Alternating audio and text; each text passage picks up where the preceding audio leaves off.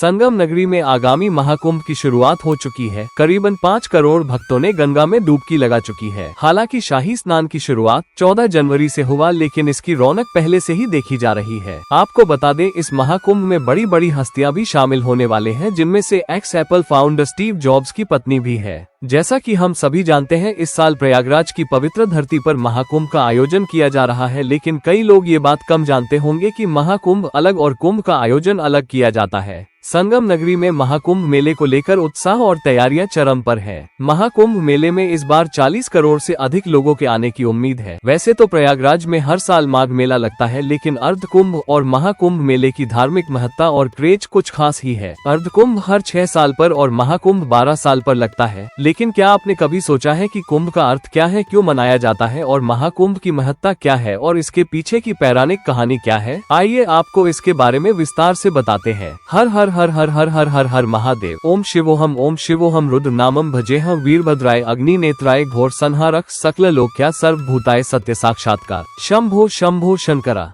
यानी मुझमें ही शिव है। हाथ में त्रिशूल और डमरू, गले में नाग और मस्तक पर चंद्रमा धारण किए हुए बाबा नीलकंठ हमारे अंदर ही निहित है। ओम शिवोहम के जाप से हम भोलेनाथ का स्वयं में खोज सकते हैं। महाकाल इस दुनिया के रचयिता है। उनके भक्त महाकुंभ में इकट्ठा होते हैं। संगम पर संतों का सैलाब महाकुंभ में उमड़ता है। तन पर भस्म, माथे पर काला टीका, बाह, गले और कलाई पर में मोटे मोटे रुद्राक्ष धारण किए महाकाल के भक्त कुंभ के लिए दुनिया के कोने कोने से रुद्रदेव के स्थान पर पहुँच जाते हैं। घाट पर ऐसा दृश्य होता है कि मानो महादेव धरती पर अपने भक्तों को दर्शन देने आए हो। घाट पर इतनी ऊर्जा से ये सन्यासी हर हर महादेव का जाप करते हैं कि मानो उनकी आवाज आसमान चीरते हुए भोलेनाथ तक पहुंचती है। महाकुंभ महाकाल के भक्तों के लिए अमृत जैसा पवित्र पर्व है, जिसमें शामिल होना भगवान को पा लेने के समान है। महाकुंभ मेला हर 12 साल में एक बार आयोजित किया जाता है। कुंभ मेले का अपना धार्मिक महत्व है। निस्संदेह यह आस्था का सबसे बड़ा जमावड़ा है, जिसमें पूरी दुनिया से लोग भाग लेते हैं और पवित्र नदी में स्नान करते हैं। हिंदू पौराणिक कथाओं के अनुसार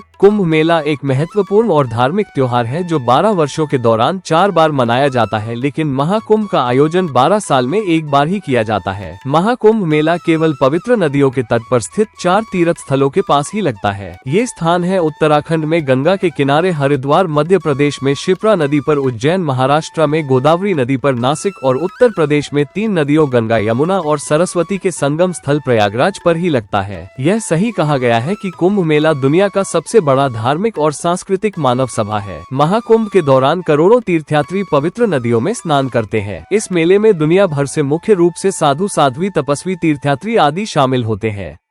महाकुंभ, अर्धकुंभ, कुंभ और माघ कुंभ मेला के बीच अंतर।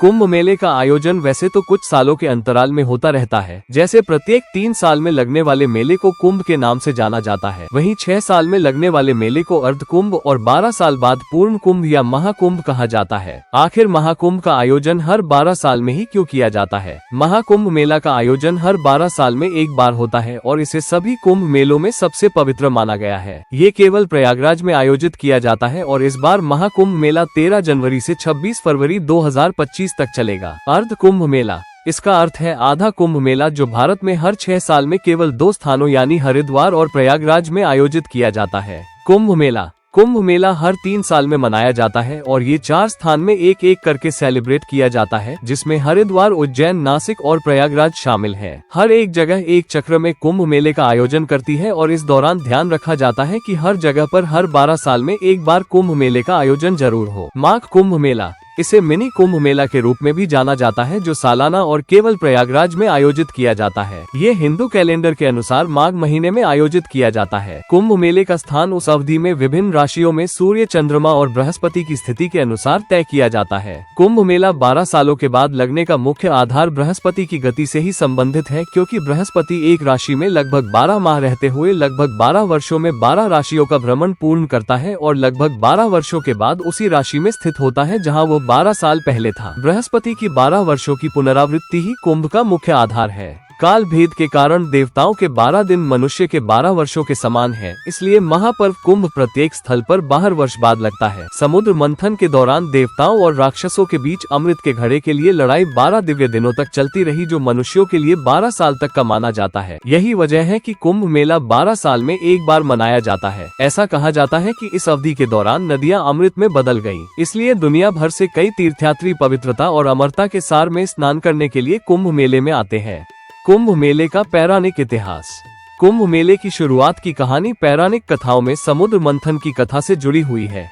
कुछ कथा के जानकारी के अनुसार कुंभ मेले का इतिहास कम से कम 850 साल पुराना है। लोग कहते हैं कि आदि शंकराचार्य ने इस मेले की शुरुआत की थी, लेकिन प्राचीन पुराणों के अनुसार कुंभ की शुरुआत समुद्र मंथन के आदिकाल से ही हो गई थी। कुंभ मेले का इतिहास उन दिनों से संबंधित है जब देवताओं और राक्षसों ने संयुक्त रूप से अमरता का अमृत उत्पन्न करने के लिए समुद्र मंथन किया था। उस समय सबसे पहले विष निकला था, जिसे भोलेनाथ ने पिया था। उसके बाद जब अमृत निकला तो वह देवताओं ने पी लिया। अमृत को पाने के लिए देवताओं और असुरों के बीच युद्ध छिड़ गया, जिसके चलते भगवान विष्णु ने अपने वाहन गरुड़ को अमृत के घड़े की सुरक्षा का काम सौंप दिया। गरुड़ जब अमृत को लेकर उड़ रहे थे तब अमृत की कुछ बूंदें 12 स्थानों पर गिरी, जिसमें से कुछ स्थान स्वर्णलोक और नरक लोक में गिरे और 4 बूंदें धरती पर गिरी। ये 4 स्थान हरिद्वार, उज्जैन, नासिक और प्रयागराज है। इन्हीं स्थानों पर कुंभ लगता है। यही कारण है कि यह स्थान पुराणों के अनुसार सबसे पवित्र स्थान है। इन 4 स्थानों ने रहस्यमय शक्तियाँ हासिल कर ली है। देवताओं और राक्षसों के बीच अमृत के घड़े पवित्र घड़ा कुंभ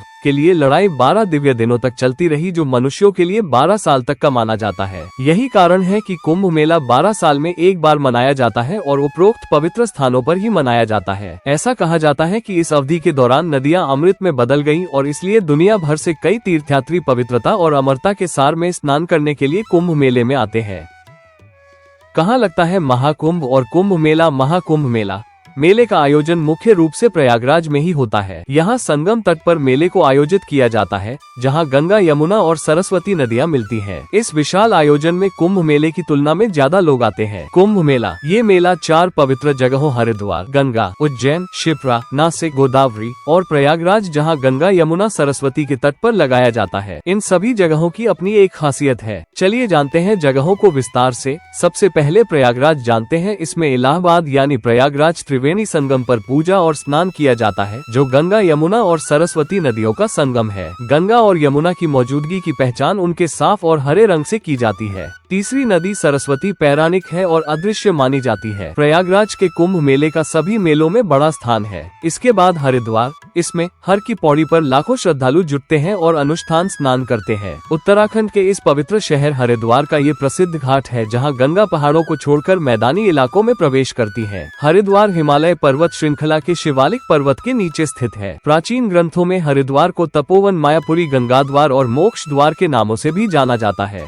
हरिद्वार का धार्मिक महत्व विशाल है। ये हिंदुओं के लिए एक प्रमुख तीर्थ स्थान है। मेले की तिथि की गणना करने के लिए सूर्य, चंद्र और बृहस्पति की स्थिति की जरूरत होती है। इसके बाद नासिक को जानते हैं। इसमें त्रयंबकेश्वर शिव मंदिर और रामकुंड में गोदावरी नदी के तट पर पूजा स्नान शामिल है। इस मेले को नासिक त्रयंबक कुंभ मेले के नाम से भी जाना जाता है। देश में 12 में से एक ज्योतिर्लिंग त्रयंबकेश्वर में स्थित है। ये स्थान नासिक से 38 किलोमीटर की दूरी पर स्थित है और गोदावरी नदी का उद्गम भी यहीं से हुआ। 12 साल में एक बार सिंगस्त कुंभ मेला नासिक और त्र्यंबकेश्वर में होता है। ऐतिहासिक प्रमाणों के अनुसार नासिक उन 4 स्थानों में से एक है जहां अमृत कलश से अमृत की कुछ बूंदें गिरी थी। कुंभ मेले में हजारों श्रद्धालु गोदावरी के पवित्र जल में नहाकर अपनी आत्मा की शुद्धि और मोक्ष की प्रार्थना करते हैं। यहाँ शिवरात्रि का त्योहार भी धूमधाम से मनाया जाता है। और अंत में उज्जैन को जानते हैं।